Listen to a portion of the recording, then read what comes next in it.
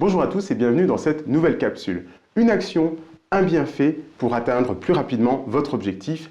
C'est parti! Aujourd'hui, une séquence sur la stratégie de décision. Alors quelque chose de relativement court, light, succinct, qui va vous permettre de passer directement à l'action, mais je reviendrai sur ce sujet hautement important et notamment dans les démarches de développement personnel dans une vidéo plus complète. Lorsque je vous parle de stratégie de décision, je vous parle donc de choix. Et un véritable choix se fait lorsqu'il y a trois possibilités. Lorsqu'il n'y a que deux possibilités, il s'agit simplement d'un dilemme et les choix que l'on dit binaires entre une solution ou une autre ne sont pas de vrais choix. Et ce qui est important avec les stratégies de décision, c'est d'être capable de choisir et surtout de faire le bon choix. Pour faire le bon choix, je vais vous donner une technique simple que vous allez pratiquer tout au long de la semaine à chaque fois que vous aurez des choix à réaliser. C'est de toujours favoriser celui qui vous donnera plus de résultats sur le long terme. Je vais vous donner quelques exemples pour illustrer mes propos. Imaginons que vous suiviez actuellement un régime alimentaire et que vous soyez tiraillé entre suivre votre régime lors du repas de ce soir et succomber à la tentation de finir une tablette de chocolat ou de manger une pizza. Eh bien, dans ce cas-là, il suffit simplement de se poser cette question: qu'est-ce qui sera bénéfique pour moi sur le long terme ?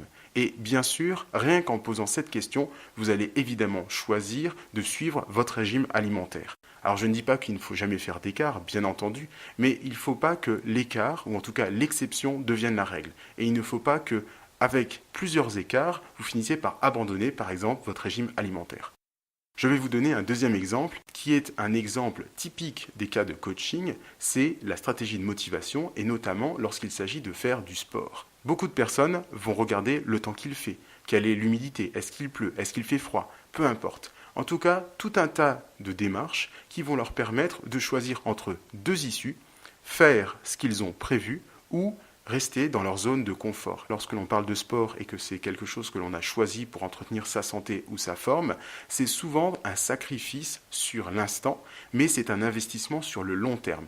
Et bien sûr, lorsque l'on doit faire ce choix, encore une fois, il faut se poser la bonne question: qu'est-ce qui est pour moi plus avantageux sur le long terme? Probablement que la réponse la plus évidente qui va survenir à ce moment-là, c'est de faire du sport. Le résultat que vous allez obtenir, c'est que ça va vous mettre le coup de pied au derrière qui vous manquait pour sortir, mettre vos baskets et aller courir par exemple. Et donc cette semaine, ce que vous allez devoir faire, c'est être vigilant par rapport à tous les choix que vous allez faire. Déjà, détecter les choix qui sont binaires, où vous n'avez que deux opportunités. Ensuite, identifiez bien sûr ceux où vous avez au moins trois opportunités qui seront eux de vrais choix.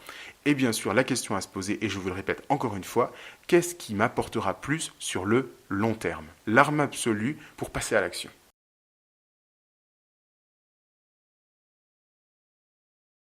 Et n'oubliez pas, la réponse la plus courte, c'est l'action. Alors, passez à l'action et on se retrouve très bientôt dans une nouvelle capsule.